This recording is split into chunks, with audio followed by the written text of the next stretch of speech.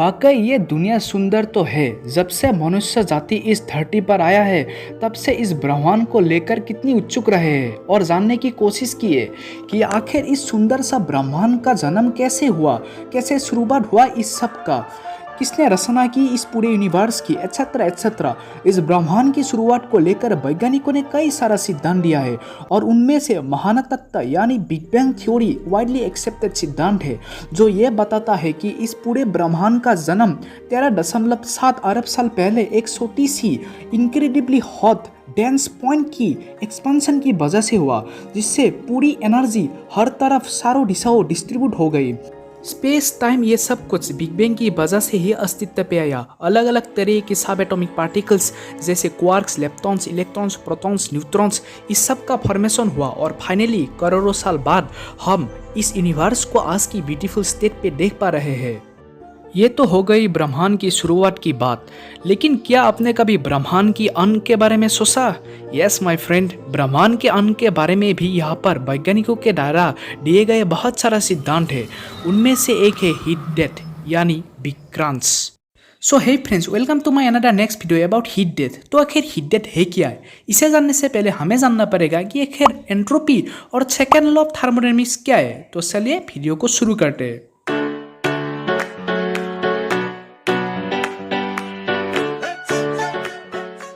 ज़्यादा कॉम्प्लेक्सिटी पे ना जाते हुए अगर हम सरल भाषा में कहें तो entropy is a measure of randomness और डिसऑर्डरनेस। आखिर इसका मतलब क्या है? आइए कुछ उदाहरणों के माध्यम से इसे समझते हैं। क्या होता है जब हम वाटर में इंक की एक बूंद डाल देते हैं, इंक जल्दी से जल्दी वाटर में हर तरफ फैलने लगता है, मतलब यहाँ पर डिसऑर्डरनेस बढ़ गया।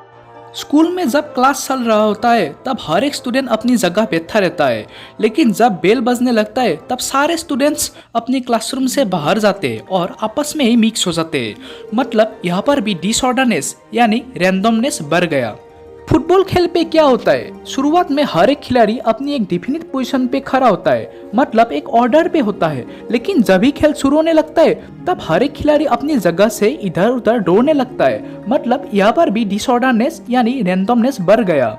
जब आप सुबह उठते हो तो आपकी रूम बहुत ही डिसिप्लिन और सुंदर होते रहते हैं, लेकिन धीरे धीरे से जब समय बीतने लगता है तब आपकी हर एक चीज, चाहे वो कपड़ा हो, किताब हो, मोबाइल हो, ये सब पूरे रूम में फैल जाते हैं।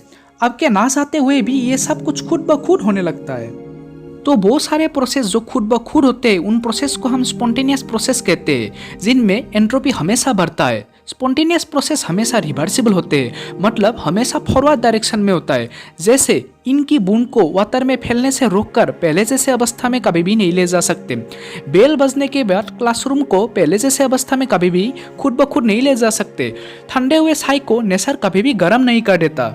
और ये एंट्रोपी तब तक बढ़ते रहता है जब तक एक यूनिफॉर्म स्टेट या इक्विलिब्रियम स्टेट अटेन ना हो जाए। जैसे इंक वाटर में तब तक फैलते रहेगा जब तक पूरे सिस्टम का कंपोजिशन होमोजेनियस नहीं हो जाता। और जैसे चाय की कप से हीट तब तक सराउंडिंग्स में फ्लो करते रहेगा जब तक चाय के कप का टेम्परेचर सराउंडिंग की टेम्परेचर से इक्वल ना हो जाए। और हमारा जो सेकेंड लॉ ऑफ थर्मोडायनामिक्स है वो ये बताता है कि हमारे पूरे यूनिवर्स का जो एंट्रोपी है वो कंटिन्यूअसली इंक्रीज कर रहा है। और ये एंट्रोपी तब तक इंक्रीज करते रहेगा जब तक पूरे यूनिवर्स में टेम्परेचर, प्रेशर, कंपोजिशन ये सब में एक इक्विलिब्रियम ना आ जाए। और इस स्टेट पे कोई भी एनर्जी फ्लो नहीं होगा, क्योंकि तब यूनिवर्स के हर जगह हर एक पॉइंट में टेम्परेचर, प्रेशर, कंपोजिशन इस सब का डिस्ट्रीब्यूशन यूनिफॉर्म होगा। और ऐसे अवस्था में सारे फिजिकल, बायोलॉजिकल और केमिकल प्रोसेस बंद हो जाएगा, क्योंकि उस समय थोड़ा सा भी वर्क करने के लिए कोई भी अवेलेबल एनर्जी नहीं होगा।